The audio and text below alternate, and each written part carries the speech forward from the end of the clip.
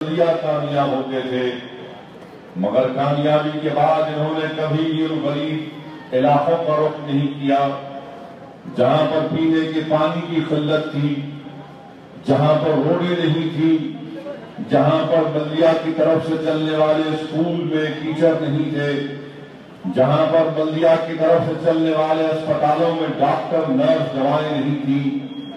میرے عزیز دوستوں اور بزرگوں، میں ذمہ داری کے ساتھ آپ کے سامنے اس بات کو رکھ رہا ہوں کہ مجلس اتحاد المسلمین کراچی بلدیہ کی کامیابی کے بعد وہاں پر علاقوں میں، غریب علاقوں میں روڈ ڈالنے کا کام شروع ہوا۔ پینے کے پانی کا مسئلہ آج بھی ہے، مگر الحمدللہ کسی حد تک وہ طے ہو چکا، ختم ہو چکا۔ آج بھی وہاں پر جا کر دیکھیے کہ ڈرینیج کا کام ہو رہا ہے، اسپتال میں ڈاکٹرز برابر آ رہے ہیں، اسکول جو تھے بلدیہ کی طرف سے چلنے والے اورنگ آباد میونسپلٹی کی طرف سے، وہاں پر ہر روز ہمارے اراکین بلدیہ جا کر چیک کرتے ہیں، دیکھتے ہیں، پوچھتے ہیں، سوالات کرتے ہیں۔ اورنگ آباد کی بلدیہ میں کبھی برابر میٹنگ نہیں ہوتی تھی، کانگریس، شیو سینا، بی جے پی مل کر ایجنڈا طے کر لیتی تھی، مگر جب سے مجلس کے اراکین بلدیہ کامیاب ہوئے، اورنگ آباد کی بلدیہ میں اراکین بلدیہ آواز اٹھاتے ہیں کہ میرے وارڈ میں مجھے یہ کام ہونا چاہیے، اتنا بجٹ اگر منظور ہوا تو کہاں پر گیا؟ آج آپ جا کر دیکھ سکتے ہیں امراوتی اور شولاپور میں بھی مجلس اتحاد المسلمین کے اراکین بلدیہ کامیاب ہوئے۔ میرے عزیز دوستوں اور بزرگوں، میں آپ سے ہی گزارش کرنے آیا ہوں کہ آج آپ کے اس بلدیہ میں، بھیونڈی میں اتنا بڑا بجٹ ہے، آخر وہ بجٹ کہاں پر چلا جاتا ہے کسی کو اندازہ نہیں ہوتا۔ کانگریس کے اراکین بلدیہ کامیاب ہوئے، سماجوادی پارٹی کے کامیاب ہوئے، بی جے پی اور شیو سینا کے کامیاب ہوئے، مگر بتائیے میرے عزیز دوستوں اور بزرگوں، جراثیم کی دواؤں پر 10 کروڑ روپئے خرچ کیے گئے، مگر وہ 10 کروڑ کہاں چلے گئے نہیں معلوم۔ جراثیم تو ختم نہیں ہوئے، مگر یہ جو لوگ پیسہ خرچ کرنے کے نام پر خود ایک جراثیم بن چکے ہیں، نہ جراثیم ختم ہوئے بلکہ تمام اراکین بلدیہ ان کی جیبوں میں پیسے جا چکے ہیں۔ میرے عزیز دوستوں اور بزرگوں، پرائمری ہیلتھ سینٹر میں آپ دیکھیے کہ 2 کروڑ 90 لاکھ کے قریب 13,32,000 کی دوائیں خریدی گئی، مگر نہیں معلوم وہ پرائمری ہیلتھ سینٹر میں دوائیں کس کے پاس چلی گئی۔ پینے کے پانی کی قلت ہے بھیونڈی میں، اور یہاں پر 60 کروڑ 30 لاکھ خرچہ کیا گیا، آج بھی آپ کے علاقوں میں پانی دستیاب نہیں ہے۔ بتائیے جب 60 کروڑ 30 لاکھ روپئے خرچہ کیے گئے، اس کے باوجود بھی بھیونڈی میں اگر پانی نہیں آتا تو کیا اس کے ذمہ دار وہ کانگریس اور سماجوادی پارٹی کے اراکین بلدیہ نہیں ہے، جن کی منہ میں زبان تو ہے مگر ان کی زبان نہیں کھلتی بھیونڈی کے بلدیہ کے اجلاس میں؟ نہیں معلوم وہ کون سے گھاٹ کا پانی پی کر عوام کی تکلیف کو بھول جاتی ہے۔ میرے بھائی آپ دیکھیے کہ آپ نے پانی کا ٹیکس دیا، 11 کروڑ 30 لاکھ روپئے آپ نے دیے، مگر بتائیے ہر گھر کو کم سے کم 140 لیٹر پانی ملنا، مگر وہ پانی آپ کو دستیاب نہیں ملتا۔ آپ اندازہ لگائیے کہ سڑکوں کی دیکھ بھال کے لیے 2 کروڑ 15 لاکھ 50,000 روپئے خرچ کیے گئے۔ میں یہ جاننا چاہتا ہوں کہ آخر کون سی روڈ پر یہ پیسہ خرچہ کیا گیا؟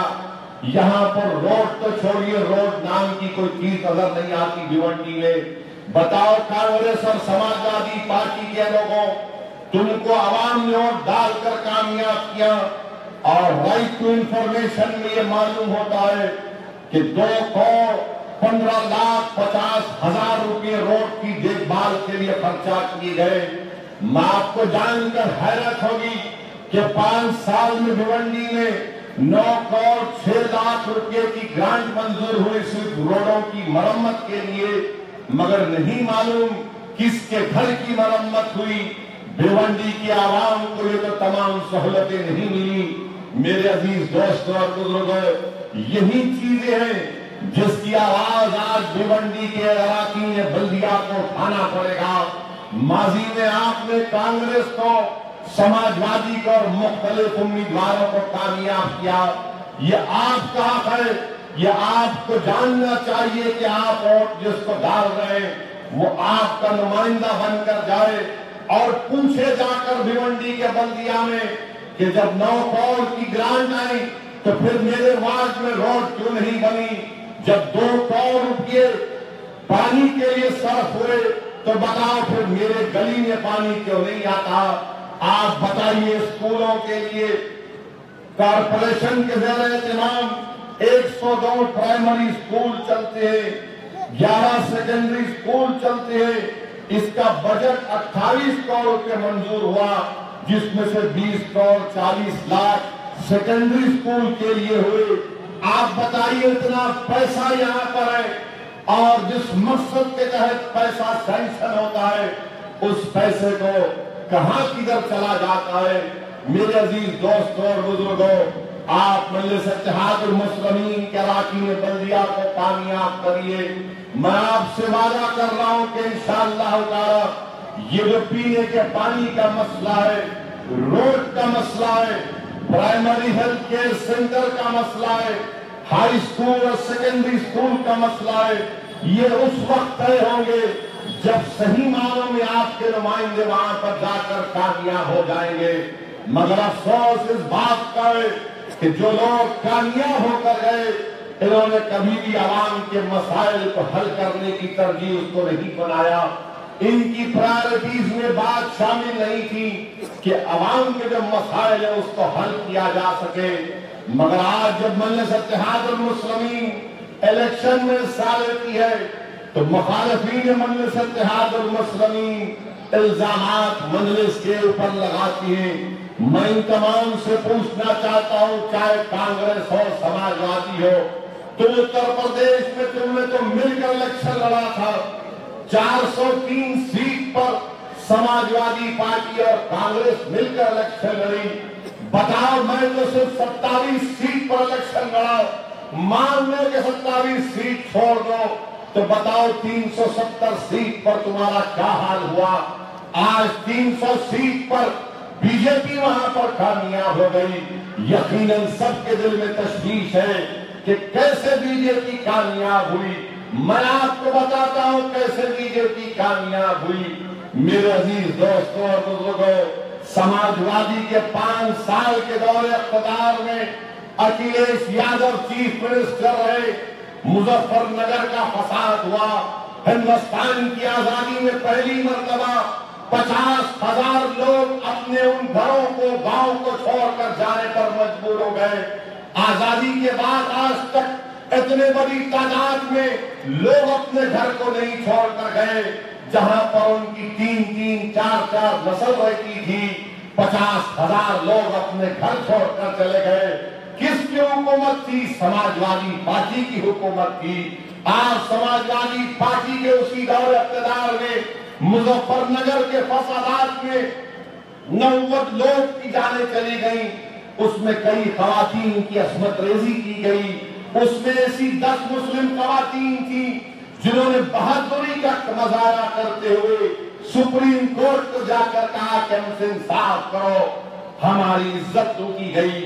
سپریم کورٹ نے اتر پردیش کی سرکار سے کہا کہ ان کے ساتھ انصاف کرو۔ انکوائری آفیسر اکھلیش رکھتے ہیں خاتون کو، جس کا نام کوئی یادو خاتون تھا، وہ عورتوں کے پاس جا کر کہتی ہے کہ تم جا کر جس نے تمہاری عزت لوٹی تم ان سے مقابلہ کیوں کرتی ہو، پیسے لے کر کمپرومائز کر لو۔ آج بھی وہ عورتیں انصاف کے لڑ رہی ہیں۔ اس میں سے ایک خاتون کا انتقال بھی ہو گیا، 2 خاتون کورٹ میں جا کر کہہ دیے کہ ہم لڑنا نہیں چاہتے۔ لوگوں نے آ کر ہم کو دھمکی دی کہ ہمارے بچے کو مار دیں گے۔ یہ سماجوادی پارٹی کے اقتدار میں ہوا۔ سماجوادی پارٹی اقتدار میں اتر پردیش میں 400 فسادات ہوئے 5 سال میں، 400 فسادات ہوئے 5 سال میں۔ آپ اندازہ لگائیے فسادات کس سے ہوتے تھے؟ مسلمان اور دلت سے کم 200 فسادات صرف مسلمان اور دلت سے ہوئے۔ آپ اندازہ لگائیے کہ یہ فسادات ہوتے تھے تو لوگوں میں نفرت پیدا ہوتی تھی، اور اسی نفرت کا فائدہ بی جے پی نے اٹھا لیا، اسی نفرت کا فائدہ بی جے پی نے اٹھا لیا۔ اکھلیش یادو جانتے تھے کہ یوگی آدتیہ ناتھ کے خلاف ایک مقدمہ ہے گورکھپور کا، ان کے خلاف مقدمہ تھا، وہ سیکشن 153 تھا، اور سیکشن 153 کا قانون یہ ہے کہ برسر اقتدار چیف منسٹر کو اس کا سینکشن دینا پڑتا تھا۔ اکھلیش یادو نے یوگی آدتیہ ناتھ کے خلاف کیس چلانے کی اجازت نہیں دی، 5 سال اس فائل کو اٹھا کر اپنے پاس رکھا۔ آج یوگی آدتیہ ناتھ چیف منسٹر بن گئے تو ان کی حکومت کورٹ میں جا کر کہتی ہے کہ نہیں، یوگی آدتیہ ناتھ کے خلاف مقدمہ نہیں چلے گا۔ بتائیے کیا اکھلیش اور سماجوادی پارٹی کیوں اگر یوگی آدتیہ ناتھ کے خلاف کیس نہیں چلانا چاہتی؟ سیکولرزم کی دہائی دینے والے بتاؤ تم نے کیوں روک کے رکھا؟ آج یوگی آدتیہ ناتھ کے کیبنٹ میں جتنے وزیر ہیں وہ مظفر نگر کا مقدمہ ان پر ہے، یہ سینکشن نہیں دیا ان پر مقدمہ چلانے کے لیے۔ بڑی بڑی باتیں کی سماجوادی پارٹی نے کہ ہم ایسا کریں گے، مسلمانوں کے لیے ایسا کریں گے۔ میرے بھائی، میں اتر پردیش میں کتنے دن رہا، اتر پردیش میں میں اپنی گاڑی میں 19,000 کلومیٹر کا سفر طے کیا اتر پردیش میں، 19,000 کلومیٹر کا میں نے سفر کیا۔ جہاں جہاں گیا میں نے دیکھا کہ کوئی کام نہیں ہوا۔ فیروز آباد کو گیا تو جہاں پر فیروز آباد ساری دنیا میں مشہور ہے، کانچ کا کام ہوتا ہے، وہاں پر کچھ نہیں کیا۔ مراد آباد کو گیا جہاں پر اتنا بڑا براس کا کام ہوتا ہے، کچھ کام نہیں ہوا۔ علی گڑھ کو گیا جہاں پر تالوں کا کام ہوتا ہے، سماجوادی نے برباد کر دیا اس کو۔ آج یہ لوگ کہتے ہیں کہ فرقہ پرستی سیکولرزم کی بات کر رہے ہیں۔ ارے سماجوادی پارٹی کے ذمہ داروں، میں تم کو چیلنج کر رہا ہوں، تم آؤ کسی مقام پر مجھ سے بحث کر لو، میں اکھلیش یادو کا چٹا بٹا کھولنے کو تیار ہوں۔ تم نے میدان تیار کیا بی جے پی کی کامیابی کے لیے، تم نے میدان تیار کیا، تم نے زمین کو تیار کیا کہ بی جے پی وہاں پر کامیاب ہو جائے۔ آج اڈوانی کے اوپر، مرلی منوہر جوشی کے اوپر کانسپریسی کا مقدمہ سپریم کورٹ کے بولنے پر چلتا ہے۔ اکھلیش یادو صرف ایک جیو کو جاری کرتے جس کو مہاراشٹر میں جی آر کہتے ہیں، ایک جی آر جاری کر دیتے تو مقدمہ شروع ہو جاتا تھا، وہ نہیں شروع کیے۔ آج مجلس الیکشن لڑ رہی ہے بھیونڈی میں تو الزامات لگائے جاتے ہیں۔ کتنے مسلمان ملے تھے سماجوادی کے پاس، ایک میں ہمت نہیں ہوئی۔ پورے اتر پردیش کے اسمبلی میں قریب 70 مسلم ملے تھے، جس میں سے 40 یا 45 سماجوادی کے پاس تھے۔ کسی ایک ایم ایل اے میں اتنی ہمت نہیں تھی کہ مظفر نگر کو جا کر جس کا گھر اجڑ گیا، جس بہن کی عزت ٹوٹی گئی، جو بچے یتیم ہو گئے، ان کے سر پر ہاتھ رکھ سکے۔ کسی ایک میں ہمت نہیں تھی۔ دادری میں اخلاق کو مارا گیا، ایک مسلم ایم ایل اے نہیں گیا اس کا دادری کو، میں گیا دادری کو۔ کیوں نہیں گیا آپ؟ چیف منسٹر نہیں گیا، اکھلیش نہیں گئے دادری کو۔ مرنے والوں کو اب لکھنؤ کو بلایا، دادری نے اخلاق کی بیوہ کو لکھنؤ بلایا۔ ارے جس کی آنکھ کے سامنے اس کے شوہر کو مار دیا گیا، جس بیٹی کے سامنے اس کے باپ کو مار دیا گیا، تمہارا کام تھا کہ تم دوڑ کر جاتے، تم نہیں گئے۔ ایک مسلم ایم ایل اے نہیں گیا۔ 400 مقامات پر فساد ہوا، کہیں پر نظر نہیں آئے۔ میرے عزیز دوستوں اور بزرگوں، ہماری بدبختی یہ نہیں، ہم مسلمانوں کی بدبختی یہ ہے کہ ہمیشہ سمجھتے ہیں کہ شاید سماجوادی ہماری مدد کرے گی، شاید کانگریس ہماری مدد کرے گی۔ مجھے سیاسی زندگی کا اتنا تجربہ نہیں ہے، مگر جتنا تجربہ ہے اس بنیاد پر آپ سے کہہ رہا ہوں، بلکہ آپ سے نہیں، میں مخاطب ہوں سارے ہندوستان کے میرے غریب اور مظلوم عوام سے، چاہے دلت ہو یا مسلمان ہو۔ یاد رکھو، یہ نام نہاد سیکولر پارٹیاں ہمارے لیے یا دلتوں کے لیے کچھ نہیں کریں گی، کچھ نہیں کر سکتی. یہ صرف ڈراتی ہم کو کہ اگر ووٹ نہیں ڈالو گے تو تمہاری مسجد کو خطرہ ہے، ووٹ نہیں ڈالو گے تو تمہارے جان کو خطرہ ہے. ارے آخر کب تک ہم اپنے ڈر ڈر کر ان کو ڈالتے رہیں گے؟ بتاؤ سماجوادی کے کیا کیا نہیں ظلم کیے وہاں پر. آپ کو معلوم میرے بھائی 5 سال اکیلیس کی حکومت تھی سماجوادی کی. تعلیم کا معیار کیا تھا؟ سارے ہندوستان میں مسلمانوں کا لٹریسی ریٹ، خوانگی کا تناسب 5% بڑا. اتر پردیش میں مائنس ہو گیا، اتر پردیش میں مائنس ہو گیا. اور سماجوادی پارٹی الزام لگاتی ہے کہ مجلس الیکشن کیوں لڑ رہی ہے. کیوں بھائی کیوں نہیں لڑ سکتے الیکشن؟ ہم الیکشن لڑنا میرا دستوری حق ہے اور الیکشن لڑتا رہوں گا میں انشاءاللہ تعالی. میں آپ کو بار بار کہہ رہا ہوں ڈالنے کا اختیار تو آپ کا ہے، مگر اگر آپ یہ سمجھ رہے ہیں کہ یہ سیکولر پارٹی ہے اور مجلس فرقہ پرست ہے، میرے بھائی میں جو کچھ ہوں وہ تمہارے سامنے ہوں، میں جو کچھ ہوں وہ تمہارے سامنے ہوں. جو میری سینے میں ہے، جو میرے دل میں ہے، وہ میری زبان پر ہے. میں اندر ایک ہوں باہر نہیں ہوں. میں تمہارے سامنے کہہ رہا ہوں کہ ہاں میں مسلمان اور دلت کے سیاسی انصاف کے لیے لڑ رہا ہوں. سیکولرزم کے معنی مجھے کوئی آج تک نہیں بتا سکا. کیا سیکولرزم کا مطلب یہ ہے کہ مظفر نگر میں پٹ جاؤں، ختم ہو جاؤں؟ سیکولرزم کا مطلب یہ ہے کہ 400 فسادات ہو جائے اور میں آواز نہ اٹھاؤں؟ کیا سیکولرزم کا مطلب یہ ہے کہ مراد آباد میں براس کا کاروبار میرا ختم ہو جائے میں آواز نہ اٹھاؤں؟ کیا سیکولرزم کا مطلب یہ ہے کہ تمام پاور لوم انڈسٹری ختم ہو گئی اتر پردیش میں؟ جا کر پوچھو انصاری بھائیوں سے کہاں گیا پاور لوم کا معاملہ؟ مگر اکیلیس نے کہا تھا کہ ہم برقی دیں گے. بلا کے پوچھو انصاری بھائیوں سے کہ کیا اکیلیس نے اپنا وعدہ پورا کیا تھا؟ میرے عزیز دوستوں اور بزرگوں، اور اتر پردیش میں بی جے پی کی کامیابی کی ایک اور وجہ یہ تھی کہ ہم عصبیت کا شکار ہو گئے. ہم عصبیت کا شکار ہو گئے، ہم مسلکی اختلافات کا شکار ہو گئے. کسی نے کہا کہ ہاں میں اللہ اس کے رسول کو تو ماننے والا ہوں مگر میں انصاری ہوں. کسی نے کہا کہ ہاں میں توحید کا اقرار کرنے والا ہوں مگر میں پٹھان ہوں. کسی نے کہا کہ ہاں میں اشہد ان لا الہ الا اللہ و اشہد ان محمد رسول اللہ کہنے والا ہوں مگر میں سید ہوں.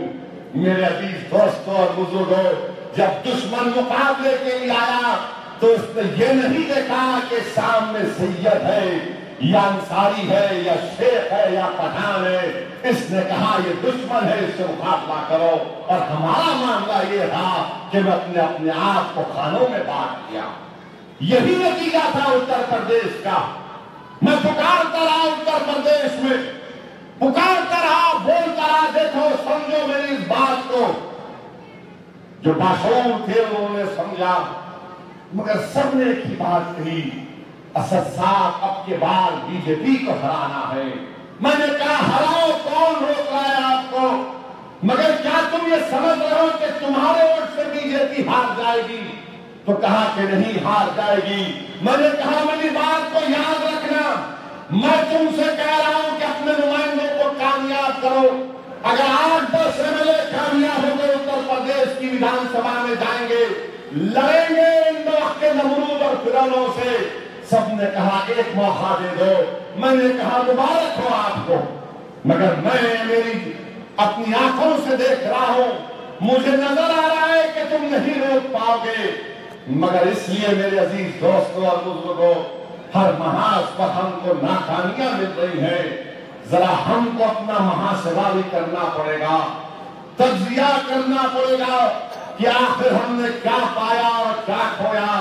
میرے بھائی، ہمارے ملک آزاد ہو کر 70 سال کا عرصہ ہو چکا، اور کیا ہماری ذمہ داری صرف یہی ہے کہ ہم اس ملک کو سیکولر رکھیں؟ کیا ہماری ذمہ داری یہی ہے کہ ہم اس سیکولرزم کے سپاہی بن کر رہے؟ بتاؤ پھر دوسرے لوگ کہاں چلے گئے؟ میں آج آپ کے سامنے اپنی دل کی بات کر رہا ہوں، مجھے معاف کر دینا. ہندوستان کے مشہور تھنک ٹینک ہے جس کا نام دلی میں ہے CSDS اس کا نام ہے. CSDS نے اسٹڈی کی اور بڑی مشہور اسٹڈی کی اور کہا کہ ہندو جو ہمارے بھائی ہیں ان میں صرف 15% لوگ، صرف 15% مسلمانوں کو وہ دیش بھکت سمجھتے ہیں. CSDS کی اسٹڈی ہے کہ only 15% Muslims, Hindus believe that only 15% Muslims are patriotic. بتاؤ آپ ہم کیا کریں؟ آپ ہم نے جنا کو ٹھوکر ماری، ہم نے کہا ہندوستان ہمارا ہے. ہم نے فسادات کو دیکھا، اپنی ہر چیز کو لٹتا ہوا دیکھا، تباہی اور بربادی کو دیکھا، اپنے گھر کو اجڑتا ہوا دیکھا، اپنے بچوں کو یتیم ہوتا ہوا دیکھا، مگر ہندوستان سے ہم نے غداری نہیں کی.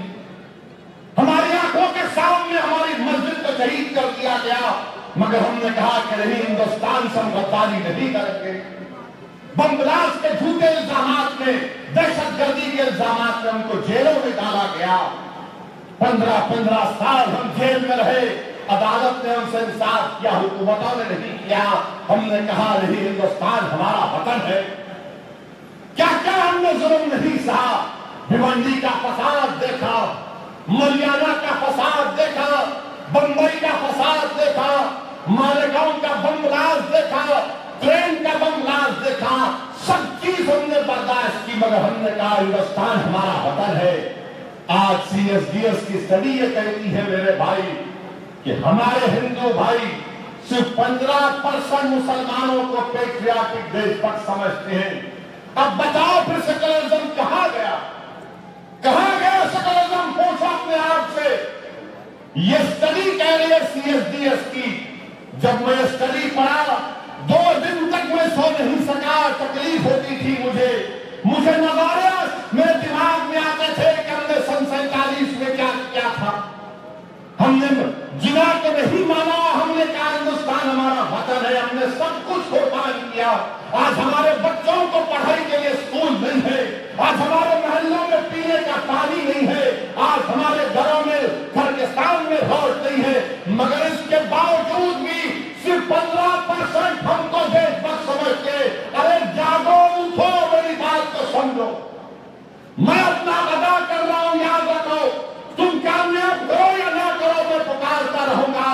کیونکہ کل اس دن جب ہم تمام کھڑے ہوں گے اس میدان میں، تو ایسی کھڑے ہو کر کہے گا رب العالمین، میں نے تو اپنا ادا کیا، میں نے تو اپنی ذمہ داری نبھا دی. میرے الفاظ شاید تمہارے دلوں کو نرم نہ کر سکے، میری تقاریر تمہارے دلوں میں مجلس کی محبت نہ پیدا کر سکے، مگر میں تو اپنا ادا کر رہا ہوں اور ادا کرتا رہوں گا انشاءاللہ تعالی.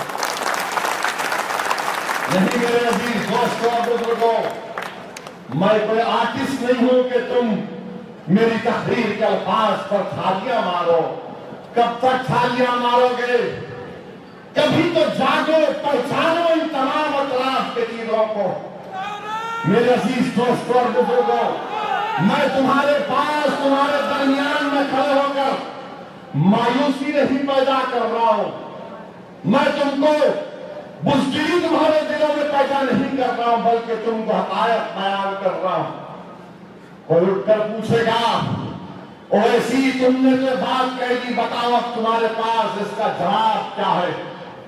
میرے پاس اس کا جواب ایک ہی ہے کہ متحد ہو جاؤ، عصبیت کو چھوڑ دو، اپنے مسلک پر ضرور قائم رہو، مگر عصبیت اور مسلک کو اپنے کمزوری کا باعث مت ہونے دو. یاد رکھو، جب سب لوگ ایک ہو کر مودی کو کامیاب کر رہے، کیا آپ مجلس کو کامیاب نہیں کر سکتے؟ کیا مجلس کے امیدواروں کو کامیاب نہیں کر سکتے؟ میرے بھائی، کانگریس کیا کرے گی؟ کانگریس اب کچھ نہیں کر پائے گی. کانگریس میں اب دم خم نہیں ہے. اب شاید دنیا کے مشہور حکیم کو پکڑنا پڑے گا اور کہنا پڑے گا کہ بھائی اس میں کچھ جان ڈالو، کچھ خمیرہ بنا، حکیم صاحب کچھ دوا دو تاکہ اس میں کچھ حرارت پیدا ہو جائے اس مردہ جسم میں. کانگریس ہی نے برباد کیا نا. تم نے کانگریس کا ساتھ دیا، کیا نہیں کیا تم نے کانگریس کے لیے؟ کبھی اپنے بچوں کی طرف نظر اٹھا کر دیکھو۔ میں ہمارے بزرگوں سے ہاتھ جوڑ کر کہہ رہا ہوں، کیا آپ نے اپنی زندگی گزار دی؟ اب ان بچوں کو دیکھو، ان کا مستقبل دیکھو، اپنے گھر کے سامنے کی روڈ کو دیکھو، اپنے گھر میں صاف پانی آتا نہیں آتا دیکھ لو، کیا تمہارے پاس اسکولوں میں ٹیچر ہے یا نہیں ہے دیکھ لو۔ ارے کب تک تم ان کا ساتھ دو گے ڈر ڈر کر؟ نہ مودی سے ڈرنا ہے، نہ کانگریس ہماری مجبوری ہے۔ کل تک کوئی متبادل نہیں تھا، آج متبادل مجلس اتحاد اور مسلمین ہے۔ ہندوستان نہ مودی کا ہے نہ کانگریس کا ہے، ہندوستان نہ اویسی کا ہے نہ ٹھاکرے کا ہے، ہندوستان اگر ہے تو ہندوستانیوں کا ہے۔ اور سنو میری اس بات کو، ہم یہاں پر کرایہ دار نہیں ہیں، ہم یہاں پر کرایہ دار نہیں ہیں، ہم یہاں پر کانگریس یا سماجوادی کے غلام نہیں ہیں۔ ہم اپنے مقدر کے فیصلے ہم خود کر سکتے ہیں۔ اللہ نے ہم کو اتنی طاقت دی ہے، اللہ نے ہم کو اتنا شعور دیا ہے۔ تم اگر مودی کی الیکشن کی کامیابیوں کو دیکھ کر ڈر رہے ہو تو مت ڈرو۔ اتر پردیش کی کامیابیوں کو دیکھ کر اگر تم ڈر رہے تو مت ڈرو، میری بات کو سنو۔ ہاں ظلم ہو رہا ہے۔ کل جو ہوا جھارکھنڈ میں ہوا، میں کیا کہہ سکتا ہوں؟ محمد نعیم کی تصاویر میرے آنکھ میں آج بھی ہیں۔ کل سے میں ٹی وی پر دیکھا، ہمارے جمشید پور کے ذمہ داروں نے فوٹو بھیجائی، نعیم کو اتنا مارا۔ کون سے مارنے والے وہ لوگ؟ یہ وہی لوگ تھے جو مودی کے پیغام سے متاثر ہو گئے تھے۔ حکومت بی جے پی کی ہے، نعیم بھیک مانگ رہا ہے۔ نعیم کے سامنے دو کو مار دیا گیا تو نعیم بھیک مانگ رہا ہے، چہرہ خون میں لت پت ہے، نعیم کے کپڑے جسم سے پھٹے، نعیم بھیک مانگ رہا ہے، کہہ رہا ہے کہ دیکھو ہم تو جانور خریدنے جا رہے تھے، ہم بچوں کی چوری کرنے کے لیے نہیں جا رہے تھے، مگر ظالموں نے اتنا مارا نعیم کو، نعیم کے ساتھ دیگر دو لوگ بھی مر گئے۔ بتاؤ میرے بھائی، کیا کوئی آواز اٹھائے گا؟ نہیں اٹھائے گا۔ کیا ہم خاموش رہیں گے؟ کیا ہم اپنے گھروں کے اندروں میں صرف آنسو بہائیں گے ڈر ڈر کر اپنے بچوں کے چہروں کو دیکھ کر کے ان کا کیا ہوگا؟ میں تم سے کہہ رہا ہوں ڈرنے کی ضرورت نہیں ہے۔ اور کیا کہا تھا رب العالمین نے کہ نہ سست ہو نہ غمگین ہو، یاد رکھو تم ہی غالب ہوگے اگر تم اللہ کے نیک بندے ہو۔ میرے عزیز دوستوں اور بزرگوں، ڈرنے اور گھبرانے کی ضرورت نہیں ہے، نہ گھبراہٹ کو نہ سستی پیدا ہونے کی ضرورت ہے۔ آج ہم ہی غالب ہوں گے انشاءاللہ تعالی۔ میرے عزیز دوستوں اور بزرگوں، آج حالات اور وقت کا تقاضا یہ ہے کہ ہم متحد ہو جائیں۔ یہی کانگریس کی وجہ سے، انہی کی پالیسیز کی طرف سے ہمارے پاور لوم کی انڈسٹری برباد ہو گئی۔ آج پاور لوم کی انڈسٹری کی میٹنگ ہوئی تھی پچھلے سال دلی میں۔ کون تھا میٹنگ میں؟ کوئی کانگریس کے لوگ تھے، کوئی سماجوادی کے لوگ تھے، میں اس میٹنگ میں تھا۔ آپ کے یہاں کے متعلقہ ایم پی بھی تھے صاحب۔ میں نے کہا تھا کہ بھیونڈی، مالیگاؤں، ناسک کے جو پاور لوم ہے اس میں جو یان کا مسئلہ ہے، اینٹی ڈمپنگ ڈیوٹی کا مسئلہ ہے، یان کو نکالو۔ کیسا بنتا ہے یان؟ کون بناتا ہے یان؟ آئل سے بنتا ہے یان۔ مجلس نے کہا تھا حکومت سے کہ یان پہ جو ڈیوٹی ہے، یان کی جو قیمت ہے اس کو کم کیا جائے، پولی ایسٹر یان پر جو اینٹی ڈمپنگ ڈیوٹی ہے اس کو نکالا جائے۔ اور حیرت ہوتا ہے مودی جی کہ آپ تو غریب کی بات کرتے ہیں، جب یہ یان بنانے کا مسئلہ آیا تو آپ خاموش کیوں ہو جاتے ہیں؟ سنتھیٹک یان آئل سے بنتا ہے، آج $50 پہ آئل ملتا ہے، مگر مودی جی یان کی قیمت کیوں کم نہیں ہوتی؟ کیوں بنانے والے آپ کے دوست ہیں کیا؟ پاور لوم میں یان کی اہمیت ہے، اینٹی ڈمپنگ کو ہٹایا جائے۔ ٹیکسٹائل منسٹر نے پاور ٹیکس نامی ایک اسکیم کا اعلان کیا، مگر کیا فائدہ ہو اس اسکیم کا اعلان کرنے کا اگر کیپٹل فنڈ سے ڈی بی سے لینا نہیں ملتا؟ وہ انسٹیٹیوٹ اسکیم کہاں کی انسٹیٹیوٹ اسکیم؟ میرے عزیز دوستوں اور بزرگوں، اگر یہاں سے مجلس کراچی بلدیہ کو آپ کامیاب کریں گے، میں آپ سے وعدہ کر رہا ہوں کہ بھیونڈی کی بلدیہ میں مجلس کراچی بلدیہ جا کر کہیں گے کہ پاور لوم انڈسٹری کے لیے جو مدد ان کو درکار ہے اس کے لیے بجٹ منظور کروائیں گے تاکہ پاور لوم کی انڈسٹریوں میں کچھ جان آ سکے۔ اور میں آپ سے وعدہ کر رہا ہوں کہ میں نے اپنی آواز اٹھائی تھی، انشاءاللہ تعالی پارلیمنٹ میں بھی اٹھاؤں گا، ماضی میں نے اس مسئلے کو اٹھایا، آج بھی اٹھاؤں گا کہ پولی ایسٹر یارن کی قیمتوں میں کمی آنی چاہیے، اینٹی ڈمپنگ ڈیوٹی نکالنا چاہیے، تبھی جا کر پاور لوم کی انڈسٹری کامیاب ہوگی۔ ہندوستان میں ایگریکلچر کے بعد اگر کوئی نوکری دیتا ہے تو پاور لوم کی انڈسٹری دیتی ہے۔ میرے عزیز دوستوں اور بزرگوں، آخر میں ایک بات کہتے ہوئے آپ سے رخصت ہو جاؤں گا کہ بہت چرچا چل رہا ہے آج کل بی جے پی کو اور بی جے پی کے چیف منسٹر فڈنویس کو، ان کے نائری کو سب سے اچانک محبت ہو چکی ہے مسلم خواتین سے۔ سب کہتے ہیں کہ ٹرپل طلاق ختم ہونا چاہیے۔ کل میں ایک ٹی وی پروگرام میں تھا، A B P T V channel تھا شاید، اس میں بی جے پی کے ایک نمائندے نے کہا ٹرپل طلاق ختم ہونا چاہیے۔ میں نے کہا کہ ٹھہرو ایک منٹ، ذرا میرے لیے بتاؤ طلاق بدعت کس کو بولتے، طلاق احسن کس کو بولتے، طلاق حسن کس کو بولتے؟ بولے یہ کیا بول رہے ہیں؟ بولے طلاق تم کو معلوم نا، بتاؤ۔ خاموش ہو گئے۔ مسٹر مودی، اگر آپ ٹرپل طلاق، آپ کی باقی ٹرپل طلاق کی بات کر رہی ہے تو میں آپ سے کہوں گا کہ ہمارے ہندو بہنیں بھی انصاف کے لیے تڑپ رہی ہیں۔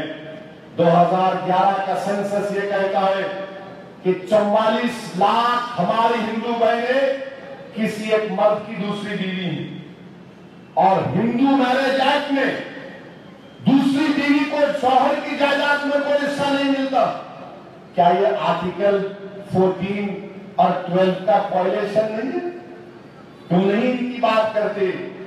2011 کا سینسس بولتا کہ 20 لاکھ ہندو بہنیں ان کے شوہر ان کو چھوڑ کے دلی بھاگ گئے، ان کو چھوڑ کے دلی بھاگ گئے، ان سے انصاف کون کرے گا؟ وہ کوئی بات نہیں کرتا۔ میرے بھائی، آج ہم کو اپنی شریعت پر عمل کرنا ہے، شریعت کو نافذ کرو، اپنی عورتوں پر ظلم مت کرو، اور خدا نخواستہ اگر طلاق دینا ہے تو صحیح طریقے سے دو، ٹرپل طلاق کو مت استعمال کرو۔ یہ عورتوں پر تم ظلم کرو گے تو کل شاید تمہاری کوئی بہن سے ظلم کرے گا، تمہاری بیٹی سے کوئی ظلم کرے گا۔ اس لیے میرے عزیز دوستوں اور بزرگوں، متحد رہیے، شریعت پر چلیے، ڈرنے اور گھبرانے کی ضرورت نہیں ہے۔ اور یہاں پر تو ایک ایکٹر نے یہ بھی کہہ دیا کہ صبح اذان کی آواز آ رہی، میرے کو نیند نہیں آ رہی۔ ارے پیارے سن میری بات کو، میرے بھائی، ایک مرغا تھا، مرغا صبح میں پکارتا تھا، اس کے مالک نے کہا تو کل سے پکاری نہ تو تمہیں ضرور کاٹ دوں گا۔ پھر دوسرے دن جا کر کہا کہ تو اب مرغے کی طرح کٹ کٹ کرنا شروع کر دے۔ وہ بولا ٹھیک ہے ورنہ کٹ جاؤں گا۔ تیسرے دن جا کر کہا انڈا دے مرغے کی طرح، تو مرغا پکار کر کہا اگر میں پہلے اس کی بات کو نہیں مانتا اور کٹ جاتا تو آج شاید میری اتنی بے حرمتی نہیں ہوتی۔ مرغا جب صبح میں پکارتا ہے تو اللہ کی عبادت کرتا ہے۔ نوجوانوں اٹھو، صبح صبح اپنے مسجدوں کو آباد کرو، ورنہ یاد رکھو ہمارا حال بھی اسی مرغے کی طرح ہو جائے گا۔ میرے عزیز دوستوں اور بزرگوں، 24 تاریخ کے دن صبح صبح اپنے گھر سے نکلیے، اپنے گھر سے نکل کر مجلس اتحاد المسلمین کے اپنے ووٹ کا استعمال کریے۔ ہم نے اپنے دلت بھائی کو یہاں سے اپنا امیدوار بنایا ہمارے ہندو بھائی کو، ان کو کامیاب کریے، اراکین بلدیہ کو کامیاب کریے، جو اسکول کی زمین اکبر نے لی ہے انشاءاللہ تعالی اس اسکول کی بلڈنگ کے تعمیر کا کام بھی جلد سے جلد شروع ہوگا۔ میں آتا رہوں گا، میں بھیونڈی کو آتا رہوں گا انشاءاللہ تعالی، آپ کو تنگ کرتا رہوں گا، جب تک زندہ ہوں میں تمہارے درمیان میں رہوں گا، نہ کسی سے ڈرا ہوں نہ کبھی کسی سے ڈروں گا انشاءاللہ تعالی۔ میں ڈرتا ہوں تو صرف اللہ سے، اور یہی دعا کرتا ہوں کہ پروردگار توفیق دے کہ میں تجھ سے ڈروں اور تیرے حبیب سے محبت کروں۔ اٹھو میرے عزیز دوستو، میرے غیور نوجوان ساتھیوں، میرے بزرگوں، آؤ متحد ہو کر اپنی پارٹی کو کامیاب کرو اور اپنے اتحاد کا ثبوت دیجیے۔ شکریہ، خدا